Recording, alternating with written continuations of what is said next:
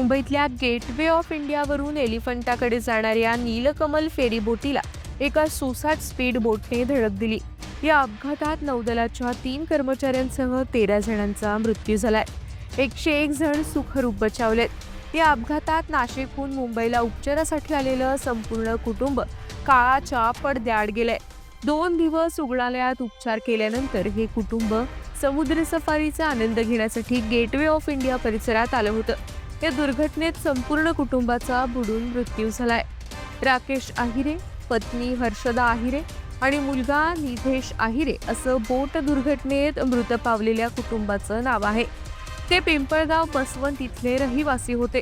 राकेश आहिरे हे दम्याच्या उपचारासाठी 2 दिवसापूर्वी पत्नी व मुलासह मुंबईत आले होते. 2 दिवस रुग्णालयात वैद्यकीय उपचार घेतल्यानंतर आहिरे कुटुंब बुधवारी सायंकाळी मुंबईच्या गेटवे ऑफ इंडिया जवळ प्रवासी बोटीने समुद्र सफारीचा आनंद घेण्यासाठी गेले होते. नौदलाच्या स्पीड बोटने प्रवासी बोटीला धडक दिली आणि या दुर्घटनेत आहिरे कुटुंबियांचा मृत्यू झाला.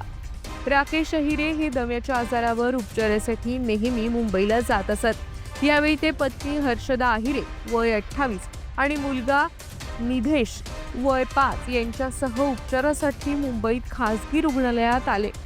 रुग्णालयात उपचार घेतल्यानंतर ते मुंबईतील गेटवे ऑफ इंडियाच्या ठिकाणी समुद्र सफारीचा आनंद घेण्यासाठी गेले.